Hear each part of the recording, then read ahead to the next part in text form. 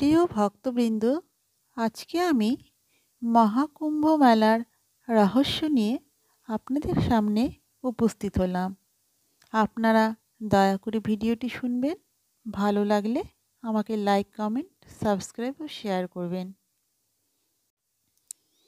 মহাকুম্ভ মেলার রহস্য। কেন লক্ষ লক্ষ মানুষ এই মেলায় অংশ নেয়?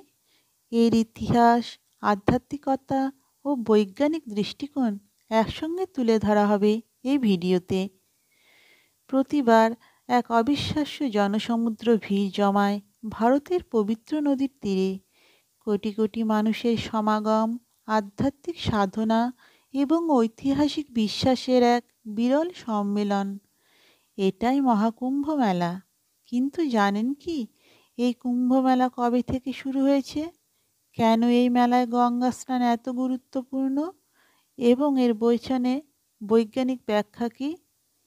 আজকের ভিডিওতে আমরা আপনাদের জানাবো মহাকুম্ভ মেলার ইতিহাস, রহস্য ও আধ্যাত্মিকতা।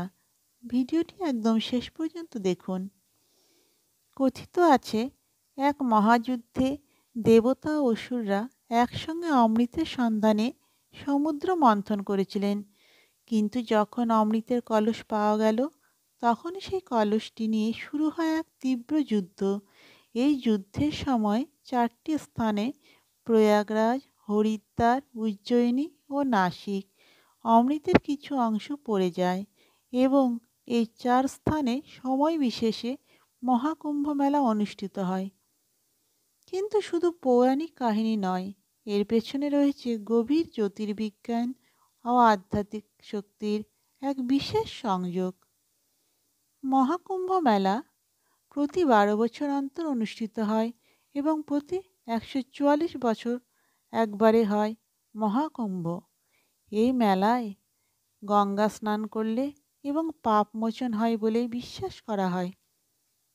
কিন্তু জানেন কি, এর পেছনে বৈজ্ঞানিক কারণও রয়েছে। গঙ্গার জলকে বিশ্বের শ্রেষ্ঠ জীবন্ত জল বলা হয়, কারণ এতে বিশেষ ধরনের ব্যাকটেরিয়া এবং খনিজ পদার্থ রয়েছে যা শরীরকে বিশুদ্ধ করে। এছাড়াও কুম্ভের সময় গ্রহ নক্ষত্রের অবস্থান এমন এক বিন্দুতে থাকে যখন প্রকৃতির শক্তি সবচেয়ে বেশি সক্রিয় হয়, যা শরীর ও মনের উপর ইতিবাচক প্রভাব ফেলে। এছাড়া এখানে বহু নাগা সন্ন্যাসী, সন্ন্যাসিনী, অঘরী সাধু ও তন্ত্র সাধকের সমাবেশ ঘটে, যারা বছরের পর বছর কঠোর সাধনা করে এখানে এসে পৌঁছান।